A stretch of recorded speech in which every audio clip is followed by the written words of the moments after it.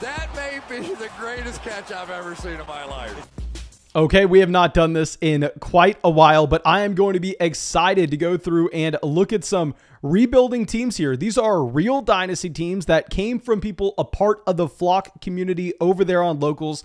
Not only are we going to be able to look at their rosters and make suggestions on moves to have going forward, but also we are going to be able to look at some recent trades that they have made to set them up for 2023.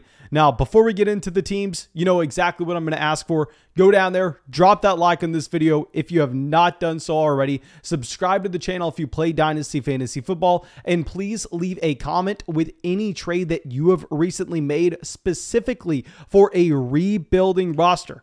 Rebuilding roster. Drop those trades below. And you know, because I spent months working on it, we're going to have to give a shout out to the Dynasty research book, where over there's an entire chapter on how to rebuild your team from a macro standpoint with strategy and common mistakes that people usually make when they're rebuilding their rosters. And if you want to get your hands on our Dynasty research book, I will say probably the best Dynasty book ever written. Make sure you go down to the description of the video, go through our link to Underdog Fantasy. If you have not signed up for Underdog Fantasy already, and you go and use promo code FLOCK and make a $10 deposit, with that $10 deposit, you will have a month-long access to our premium Locals content. You will get our Dynasty research book, and you will get your first deposit matched dollar for dollar up to $100.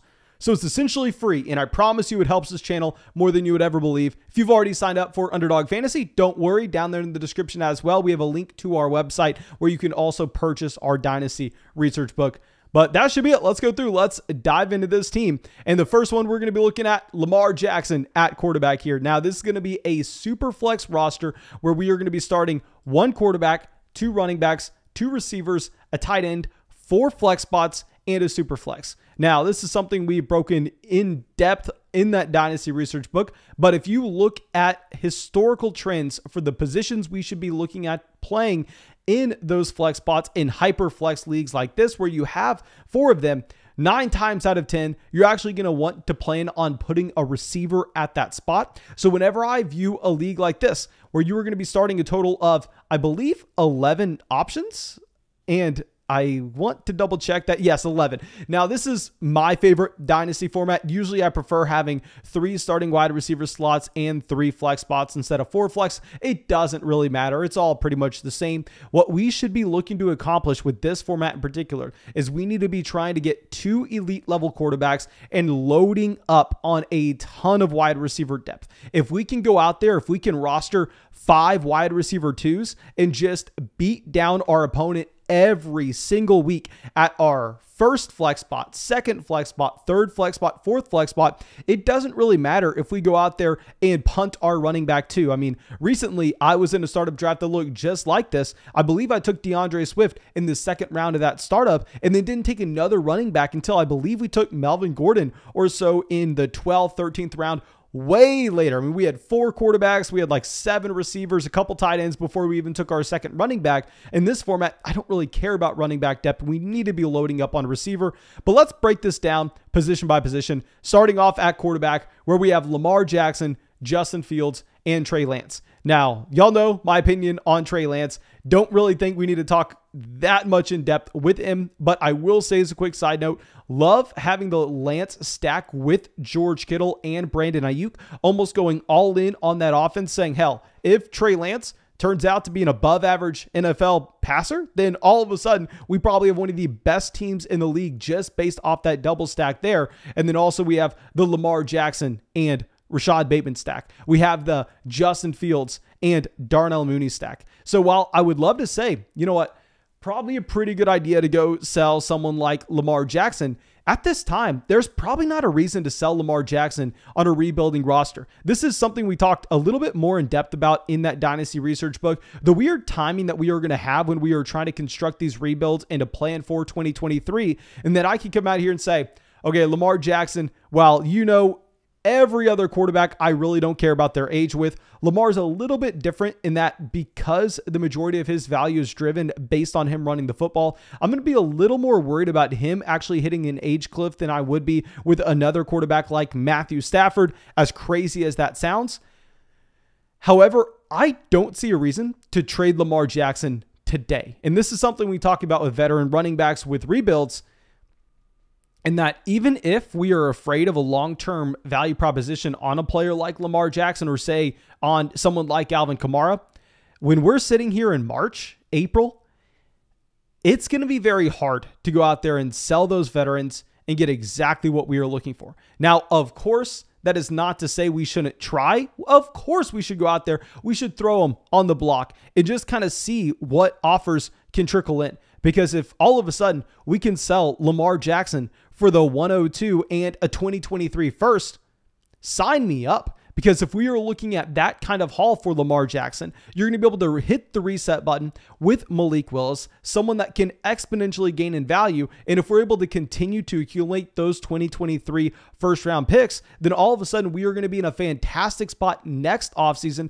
even if you don't want to draft those rookies. I'll say as a quick side note, we are going to want to draft those rookies in 2023. I mean, maybe you get someone like CJ Stroud, maybe you get Bryce Young, maybe you get Bijan Robinson, who the hell knows? But even if you don't want to draft one of those guys next offseason on a rebuild, you're still going to have the optionality to take that rookie pick and go and trade it for a veteran player when we're ready to contend next year. What we could end up doing is say trade Lamar Jackson for the 102 and a 2023 first. And then all of a sudden, I mean, our team just got worse this upcoming season, which on a rebuild, that's a good thing because we need to make sure that we have the best chance possible to earn that rookie pick 101 so we can add Bijan Robinson to this team. We can add an elite level asset next year, guaranteed. And on top of that, you would be able to just take that Malik Willis and 2023 first round pick package and trade it for Lamar Jackson next offseason if you wanted to do so. I mean, in reality, what has to happen for Lamar's value to go higher than it currently is as a mid-round one startup pick? There probably aren't many things that can happen that can actually increase his trade value.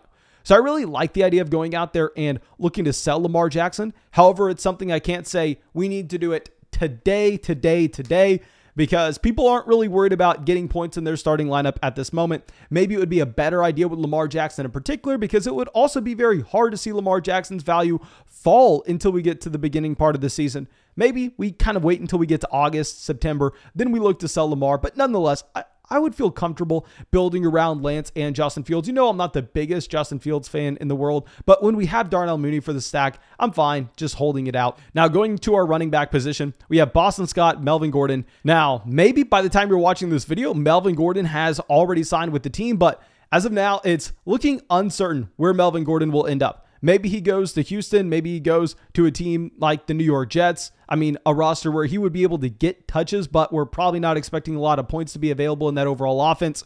Or sadly, there's still the outside chance he ends up just working his way back to the Denver Broncos, but it doesn't really matter at this point. What I can say with Melvin Gordon is there's no reason to be selling him at this moment on a rebuilding team. And the reason for that is, realistically, what can we get in return? Go try to sell Melvin Gordon for the rookie pick 203, 204, 205. It's not happening. If you were going to look to sell Melvin Gordon, of course, if you can get that early second round pick, go get that today and try to hit that reset clock and draft someone like Christian Watson. I think that would be a no-brainer, especially in this type of format where you can start up to 6 wide receivers on a week-to-week basis. However, I think you're probably going to be in a situation where we're most likely holding Melvin Gordon until we get a little bit closer to the season and then looking to sell from there, just because his value is really up in the air. I mean, I just pulled up where I took him in this last startup draft. I took him at the 1408. We took him right in between Kenneth Gainwell, Pierre Strong. We took him after Evan Ingram, after Chuba Hubbard, after Brian Robinson. Like, Are we really expecting to be able to get any value at this moment with Melvin Gordon through trade? Sadly, no. So it looks like we're probably just going to have to hold out until Melvin Gordon does sign somewhere. Then we could potentially sell high.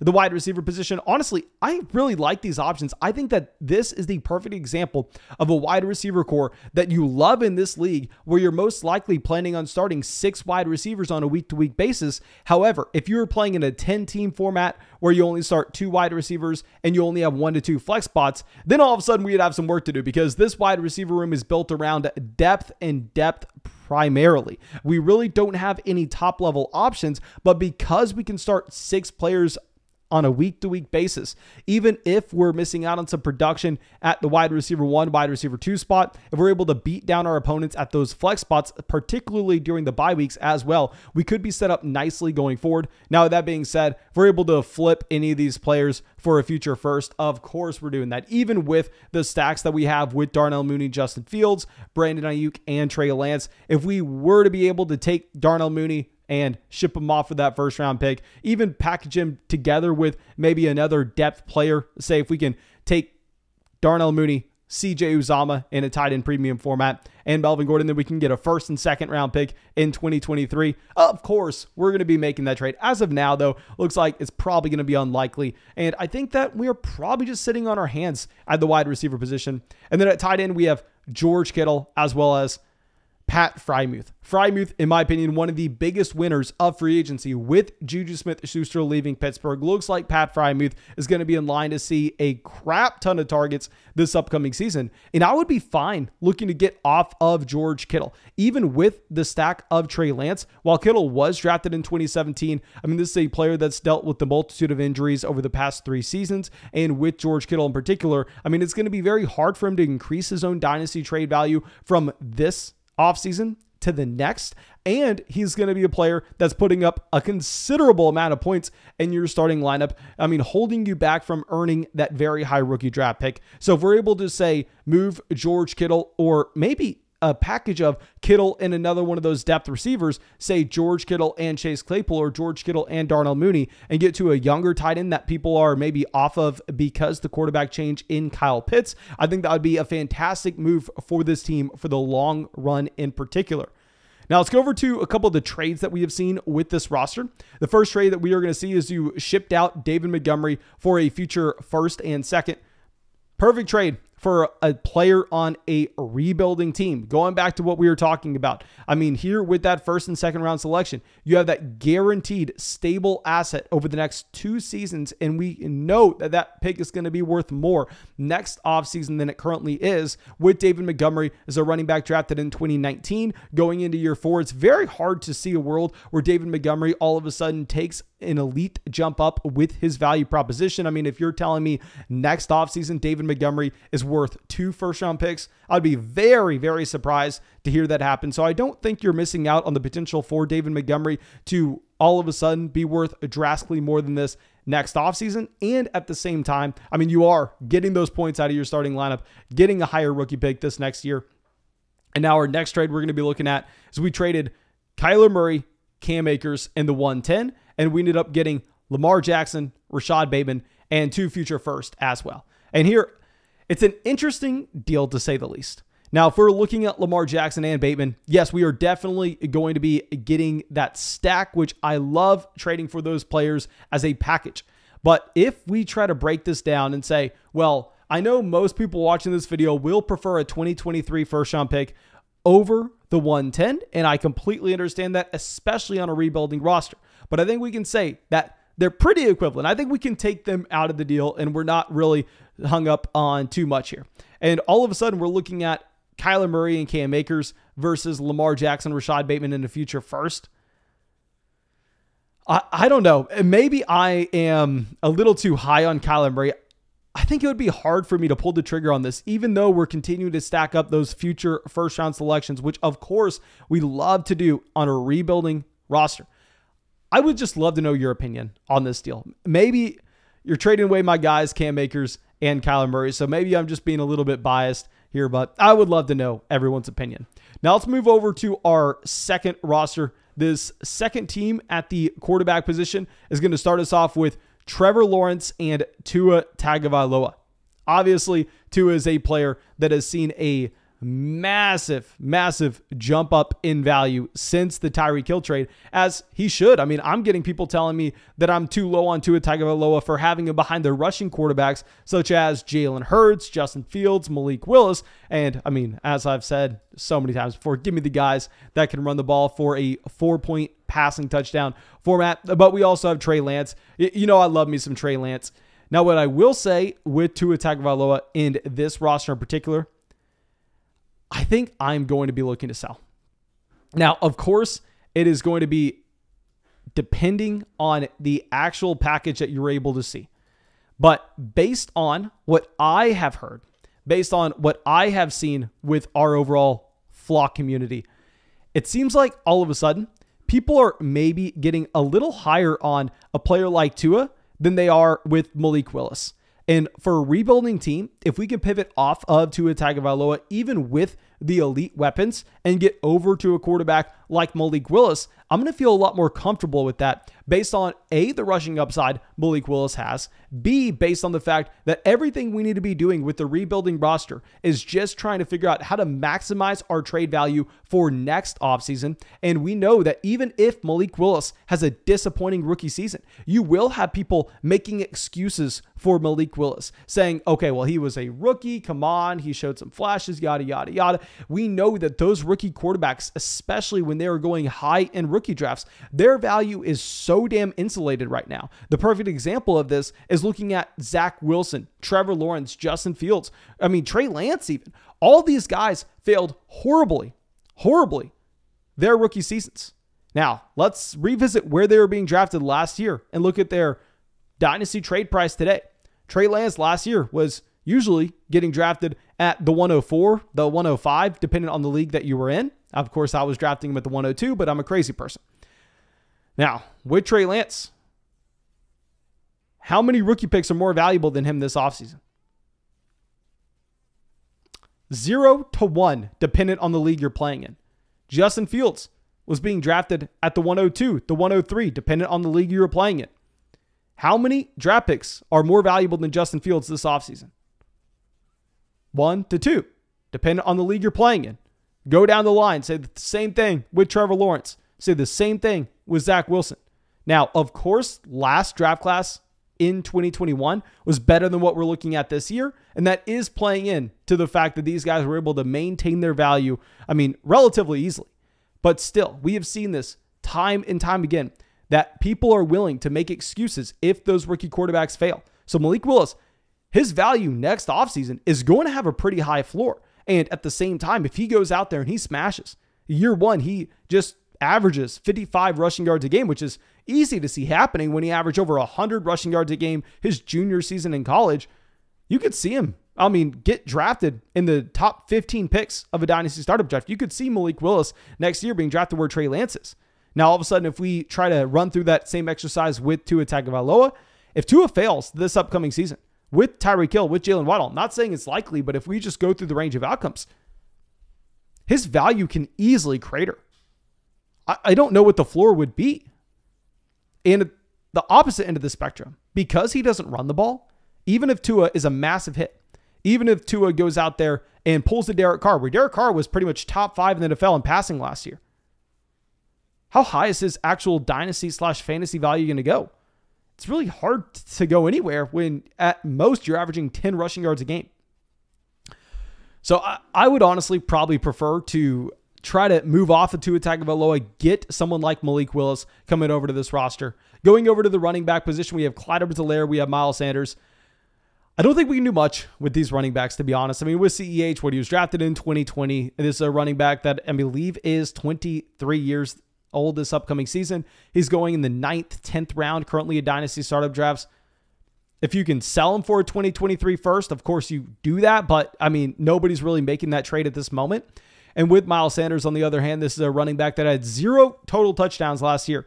A decent amount of touches and 0 total touchdowns. I mean, if you're looking at his points per game basis, yes, it's drastically skewed based on just an unsustainably low touchdown rate that will come up. I think we're honestly probably holding on to these running backs. Nobody on the bench here you're getting any kind of value with. Now, going over to the wide receiver room, we got Juju Smith-Schuster, Chase Claypool, Will Fuller, Hunter Renfrow, DJ Chark.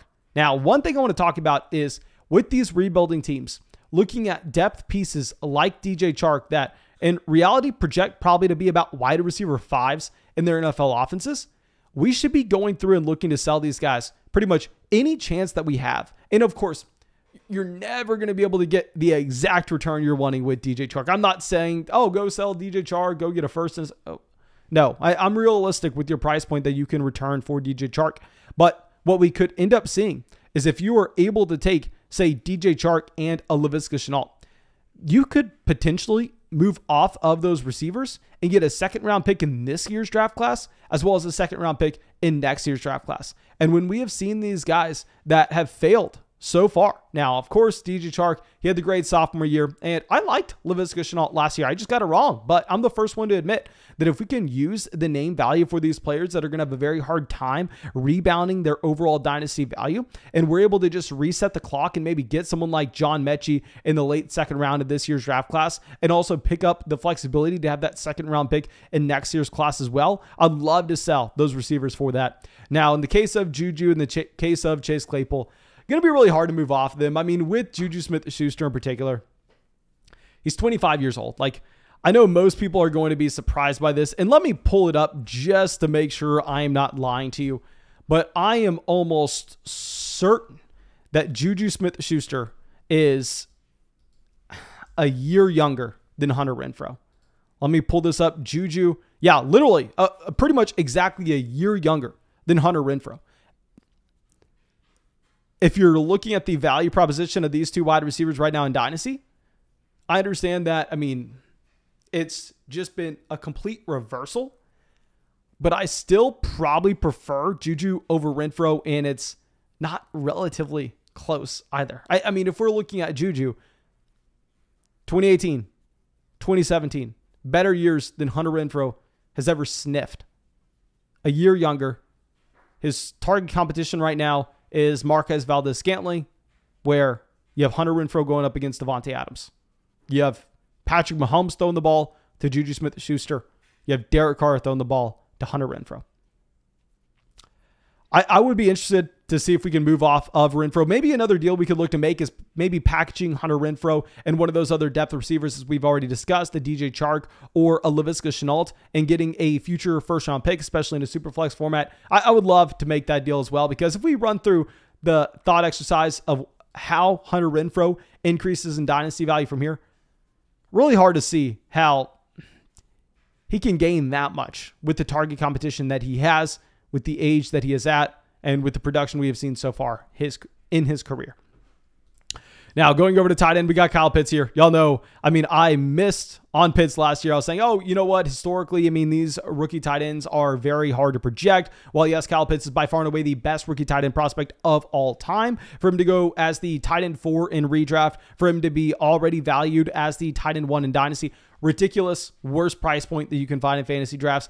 Well, Kyle Pitts, I mean, yeah, he didn't finish as the tight end 4 or anything, but he was still incredibly impressive his rookie season. He is the tight end 1 in Dynasty. In my opinion, I'm not putting Mark Andrews over him even after Matt Ryan was traded, especially in a rebuilding roster. You don't really care about who the quarterback's going to be there this upcoming season. Going to be looking to hold Kyle Pitts. And then with some of these rookie picks that we have, with that rookie pick 101, fire up Breece Hall. Don't care, rebuilder. Don't care if you're a contender. We are holding on to Breece Hall, not trading that pick away for damn near anything. And if we could sell that 110 for a future 2023 first, if we could sell the 112 for a future 2023 first, of course we're doing that, but it's a lot easier said than done. And thank you. I hope y'all enjoyed this video. I know we were a little bit all over the place. We haven't done one of these in quite a while, but of course, if you want an in-depth chapter on how to rebuild your roster, as well as so many other things, you can find that in our Dynasty Research book. If you want that Dynasty Research book, go make that $10 deposit on Underdog Fantasy. Use promo code FLOCK. Get in some drafts with us. Become a member of our locals community for free when you use that for a month. And at the same time, you get that deposit match dollar for dollar up to $100. So it's essentially you're doing it for free. And thank you again. Really hope you enjoyed this video. Really hope you have a great day, and hope we get to see you with the video tomorrow.